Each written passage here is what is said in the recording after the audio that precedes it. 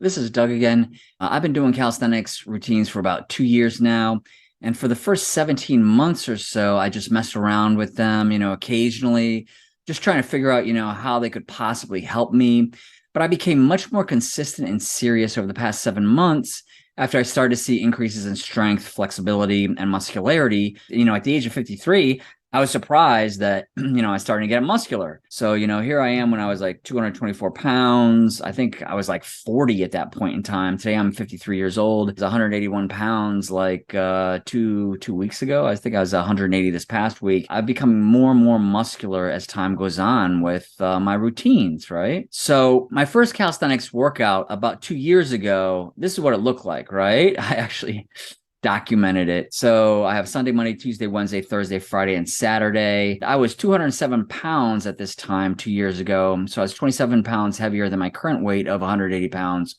I did one set of bodyweight squats for 5 reps on Monday. And today, I can easily do 25, even 35 if I wanted to. I did half a pull-up on Tuesday because that's all I could do, right?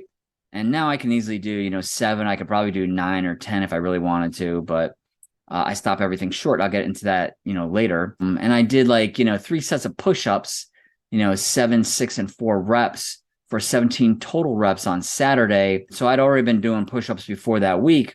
And, these days I do 12 in a row, but if I really wanted to, I could probably do like 18, 20 or what have you. And I walked inside my home for 140 minutes for the entire week.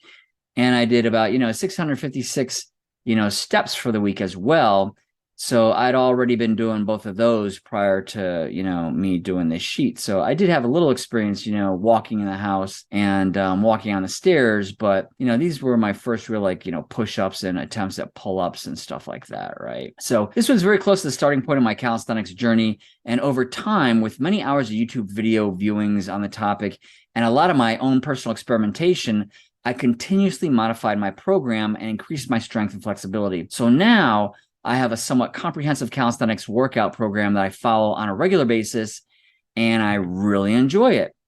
I do all my exercises in my family room as we have a townhouse with very limited space, and I don't have a workout room. So I turn my family room into what I call a manly room, right? So there's the corner of my manly room. That's where the big TV used to sit. So I have literally a weight squat rack there, right? And what I do with that is I do pull-ups these days. So I invested a lot of money in weights actually through the years. And I found that I wasn't crazy about them like I was when I was younger. And that's one of the reasons that prompted me to get into calisthenics. So now I do pull-ups off this weight cage, and I love doing pull-ups off it. You can see I have chalk. All that white stuff on that black bar is chalk, right? I use something called liquid chalk, so it doesn't scatter all over the place. And on the other side of my manly room, which is the family room, I have 2 trampolines, which one's for my wife, one's for me. We've had these for 6 years, and they're beat up now. So that little box there behind them in the corner, that is a new trampoline that I'm going to put together pretty soon. And then you can see I have a weight bench here. That's a really good weight bench. And I also have some almost industrial flooring that I put underneath the trampolines when I use them, right? So it's true that my family room looks messy, and most folks would never want their homes to look like this, right? It literally kind of looks like a gym. That said, my neighbor's family room looks neat, organized, clean, and picture perfect, but he's also about 80 pounds overweight. And he even had stomach surgery performed about 5 or 6 years ago to get his weight down. And it worked for a year. But then after about a year, his weight started going up again. And now he's right back about where he was before he had that surgery. So those stomach surgeries don't seem to work, the ones that are supposed to make your stomach smaller or something. Here's really the extent of the equipment that I use. I have 2 dumbbells here. I've got really nice dumbbells from Iron Master. And these 2 dumbbells right here weigh 85 pounds each because I'm using 85 pounds for my heavy farmer walks these days. So the dumbbells, these are nice. They're not huge, so they don't rub against my legs when I do farmer walks. And then I have, my thick grips right there, which I put on dumbbells sometimes, to help with my grip and the strength of my forearms. And then I have these 2 little things that I use when I do my push-ups. And then I have a weight vest. This weight vest currently has 25 pounds in it. I do some pull-ups with it. I do some, body weight squats with it, some body weight lunges with it. I do some push-ups with it, and here's a picture of what the those thick grips look like. It's not actually from the company Thick Grips. It's from a different company, a knockoff brand, I guess. It was less expensive, but I've been using them for many months and I love them. Here's what my Iron Master weight bench looks like. This thing costs like $300 or $400, and I've had it for many years, and it's great. It's really like industrial strength. It's fantastic, and I also bought this accessory so I can do dips on it as well. It's very sturdy and I love it. And I have another accessory that I can also do pull-ups off it as well. So it's a great piece of equipment. It's a great workbench, right? So about 75% of my workouts are regular body weight exercises. However, I have also incorporated the weight vest and dumbbells for some exercises over the past few months as well, as I've shown. And I love the additional variety. Plus, they help me get stronger for sure. I'm a big believer in farmer's walks for overall body strength, so I do them every calisthenics workout. I mostly do light farmer walks, but one day out of my 12-day workout cycle, I will go heavy with them. I currently consider farmer walks a foundational exercise, so I do them on a regular basis. I currently do a 12-day easy workout cycle is what I call it, where I exercise every day and do 8 different calisthenics routines and 4 days of cardio over the course of 12 total days. It currently looks like this, right? Here's day 1 is calisthenics, day 2 is calisthenics, and day 3 is cardio. So 2 calisthenics days followed by a cardio day. Over 12 total days, I have 4 3-day blocks. Calisthenics day, then cardio day, over and over and over. I do that 4 times in a row. I have 8 different calisthenics day routines and 2 different cardio day routines. I walk briskly up and down the hall, back and forth for 1 minute or even 90 seconds between the sets throughout my workout. This keeps my heart rate up, and it makes it more of a, cardio workout. And it also helps me get a decent amount of walking integrated into my day as well. So, for example, on day 1, this is a day 1 calisthenics workout. Tramp is short for trampoline. I do 140 jumping jacks on the trampoline. I do something called the McGill Big 3, which I found on a YouTube channel, which helps with my lower back. So I do stretching on top of that for my legs, and that all takes about 14 minutes. And then I dive right into my calisthenics workout. So my first exercise, my first set's going to be pull-ups. It's weighted pull-ups, regular pull-ups with a 25-pound, weighted vest. And I'm going to do 3 reps of that. Then I'm going to walk for about a minute back and forth. And I'm going to do regular push-ups. I'm going to do 12 reps of those. Then I'm going to walk for a minute, and I'm going to do body weight squats. I'm going to do 25 reps of that. And then I'm going to walk for a minute. I'm going to come back, and I'm going to do weighted regular pull-ups again with my 25-pound vest. I'm going to do 3 reps of that again. And I'm going to walk for a minute. I'm going to come back, and I'm going to do farmer's walk, which is light with 2 50-pound dumbbells with the thick grips. And I'm going to do that for about 15 to 20 seconds. And I'm going to walk for a minute. I'm going to come back, and I'm going to do tabletop stretching. I'm going to do 11 reps of that with 6 glute bridges after that, right after that. And then I'm going to walk for a minute.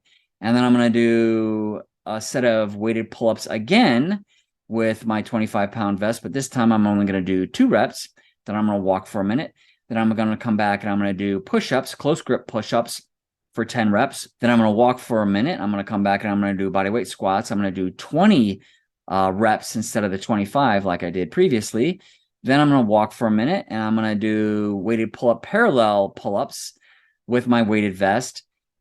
And that's going to be I call that a 14 count pull-up. So that's when I suspend myself in the air and I count to 14 at different intervals. So that's much more intense than a regular pull-up.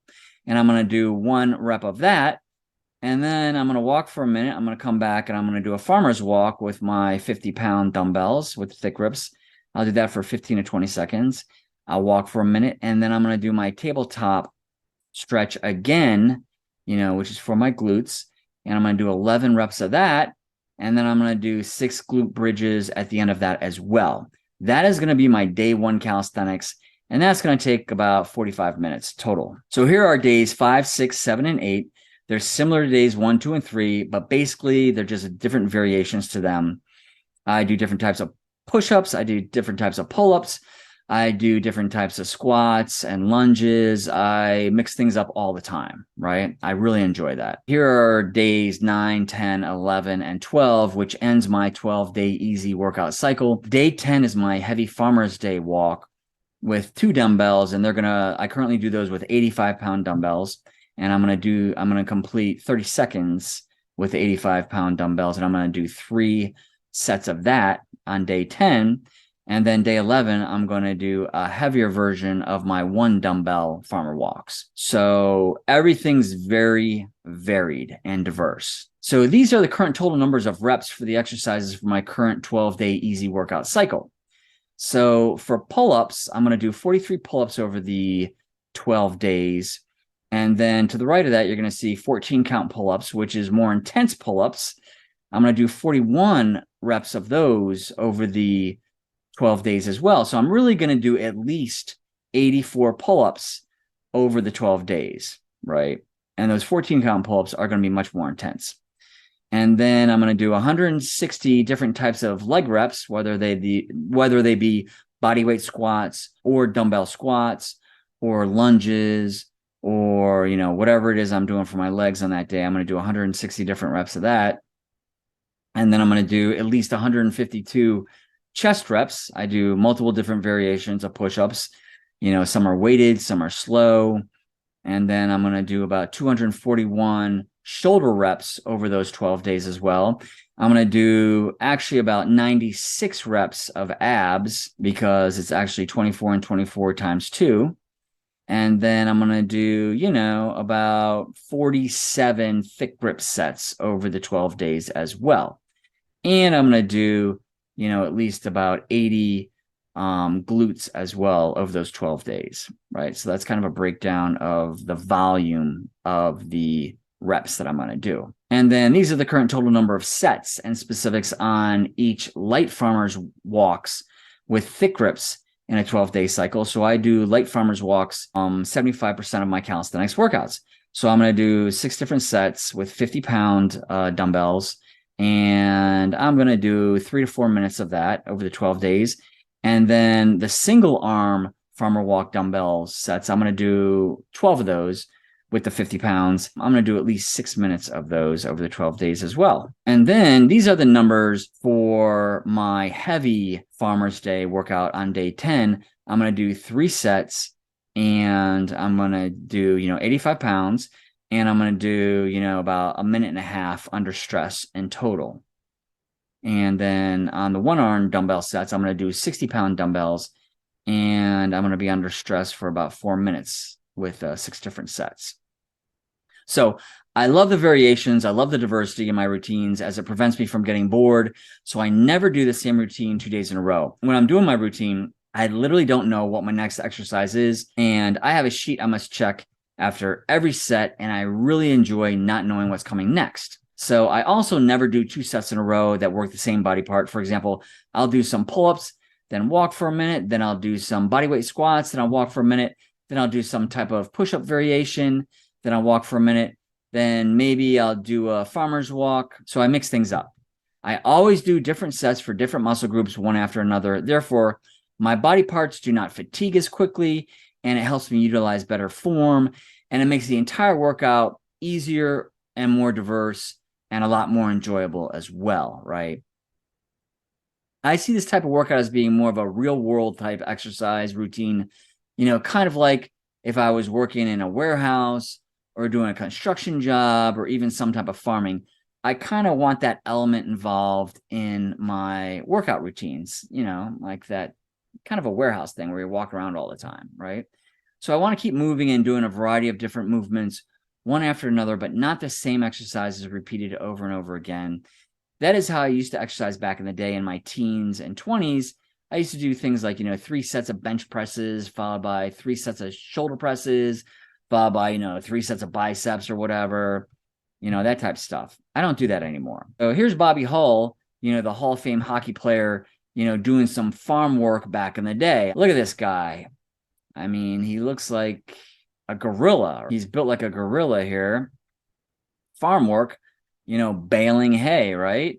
I mean, the guy is jacked. I don't know if he was on PEDs or what was going on. I think he was out there. He had like a 20-year career or something, at least 20 years. So I don't know if he was taking PEDs back in the day, but I mean, he is like the model of muscularity, right? And this guy is doing farm work here, baling hay. So I'm not going to bale hay in my family room, but I'm never going to say never. But right now, I'm not currently doing that. If I ever do, I will definitely video it. And yeah, so he's rocking the teeth. That I don't want. So he can have the teeth, but that physique and that strength, is something that I think a lot of people aspire to, right? So in general, my current workout sessions last from 40 to 45 minutes, and I do my 14-minute, initial stretch and warm up.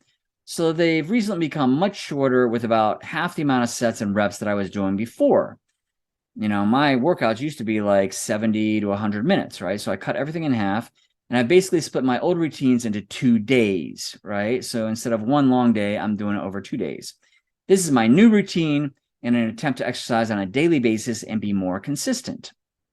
So basic human psychology, basic human nature, I leverage it with my workout program, right?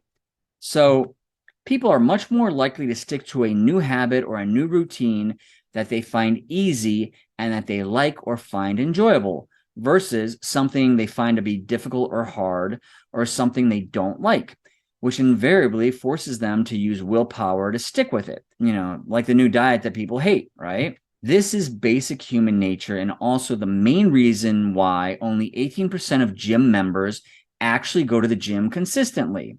There's all this research and all these, numbers that show that, after about 2 months or 3 months, like 80% of the people that signed up in January as their New Year's resolution, they don't go anymore, right? That means that 82% of gym members do not actually go to the gym consistently, especially after like 2 or 3 months of their New Year's resolutions, right? And many of us have been there, okay? So why don't 82% of the gym members go consistently? I mean, they've already paid for it, right? We all already know the answer. It's because they don't like it, period. For one reason or another, they'd rather stay home doing whatever they do and not go to the gym. Therefore, I make my workouts easy. I don't work hard or make it difficult on myself. This has become my main workout mantra / belief. I am currently a huge believer and practitioner of making my workout sessions easy, and I typically only do 40 to 80% of my max on each set. I almost never go to failure on any set. Doing a set to failure equals more time to recover and more soreness, plus it can affect other exercises and my form negatively. And I think it also increases the chances of injury, especially when dealing with heavier weights, of course. So I almost never go to failure these days. My number one goal for every workout is to not get injured, basically avoid injury, as injury equals the path to sedentary lifestyle and terrible health because you can't work out anymore. So I try to avoid injuries at all costs, like the plague. Exercising within my current abilities and fitness level enables me to work out more often and be more consistent. And I get more volume with better form over time than if I tried to push the envelope and go more intense with my workouts in the short term. I always try to focus on long term.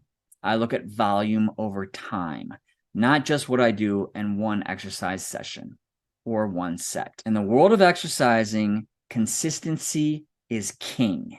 The only reason that I've gotten stronger over the past 7 months with my exercise routine is because I started to become more consistent with my workouts. And I'm also getting more muscular as well. So I always leave additional reps and effort on the table after every set. I do not try to leave it all on the field, so to speak. I'm not trying to win any Super Bowls or championships or bodybuilding awards. I'm just trying to improve my strength, my flexibility, cardio, and overall health in a reasonable manner with reasonable effort over time. So if I do 6 pull-ups in a set, that means I could have done 8 or more. If I do 25 bodyweight squats in a set, that means I could have done 35 or more. And if I do 12 push-ups in a set, that means I could have done 16 or more. I always do less reps than I'm capable of doing. I never knew or thought that working out like this, not intensely, could help me get stronger, add muscle, and help me get more muscular. But much to my surprise, it does, and it has, even at the age of 53, which I still think is crazy. As I was getting more muscular and building muscle, just doing like the calisthenics stuff, I was surprised. I was really surprised at what was happening to my body. When I look in the mirror, I was amazed at it, actually. And I think I'm only at the infancy of my calisthenics journey. These are just the beginning stages, right? I've only been really consistent the past 7 months with the workouts, and I've been changing them on a regular basis. So I haven't even been as consistent as I plan to be in the future. Part of me is wondering, what happens if I'm really consistent, for another 2 years? Will I continue to keep getting stronger, healthier?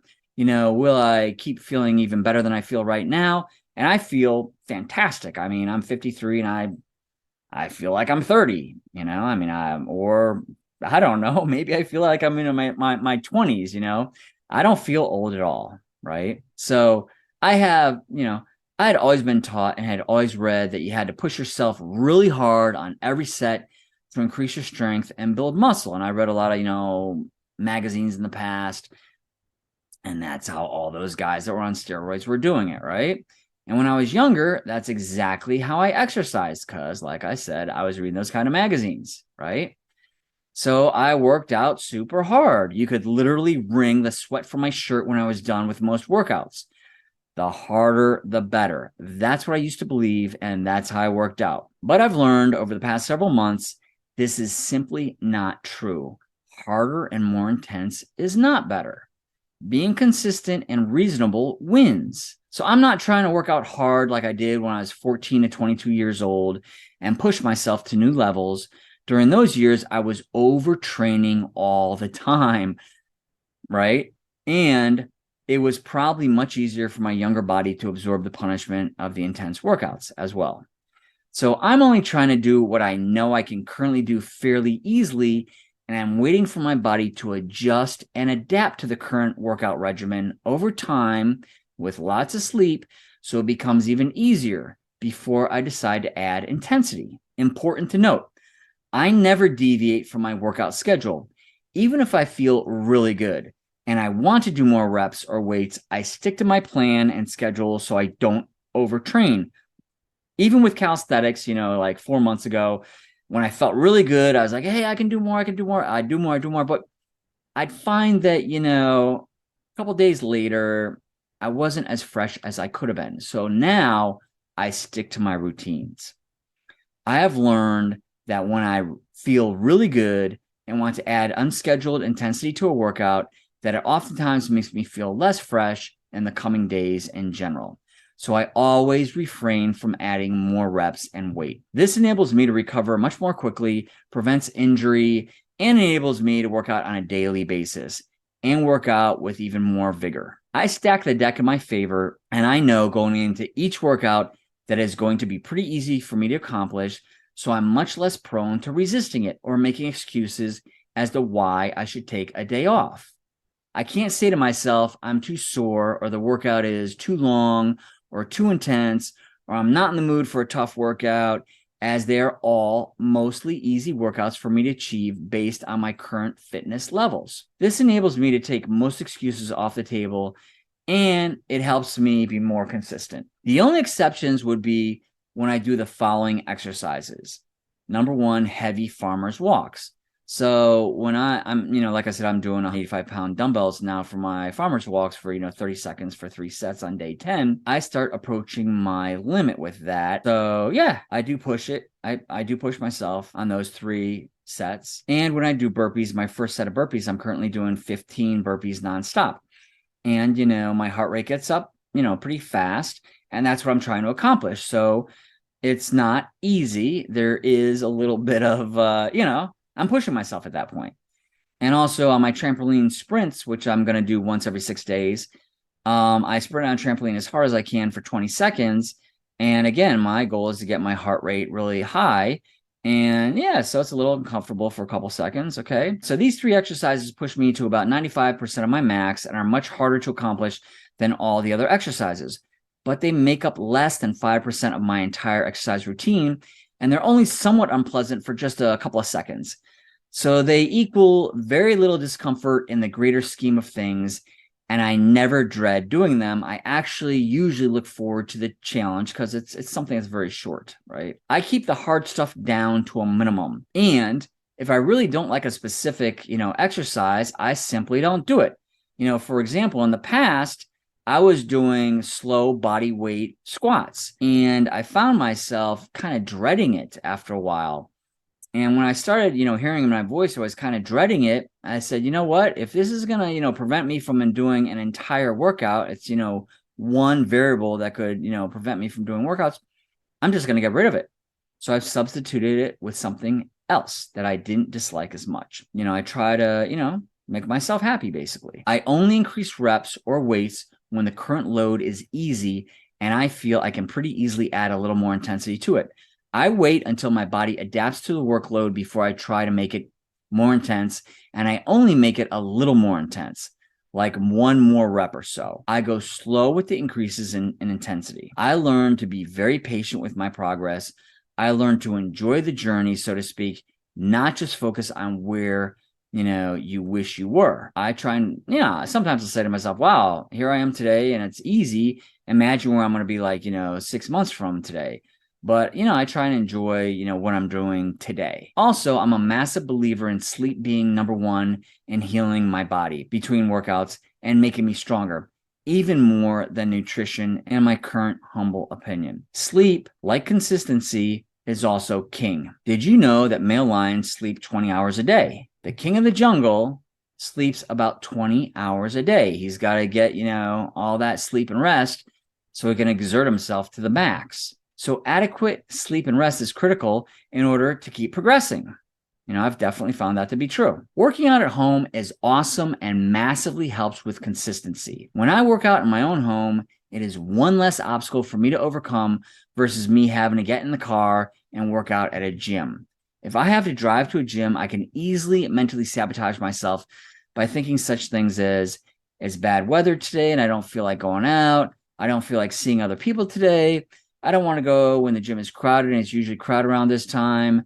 It's going to take me too long to drive to the gym and be back for whatever it is I'm looking to do in the, in the near future, in the evening or what have you. Or I can make up excuses like, my hair is a mess, or I don't have workout clothes or whatever. We've all been there, right? We come up with excuses. So when you work out at home, and the way I have things arranged in my family room, I literally could almost trip on my gym equipment going to the kitchen. So it's not like I even have to go in the basement. It's like right in front of me when I walk downstairs. I can't ignore it. So that's another great thing about having it in my family room, or my manly room, right? So working out at home is really excuse free.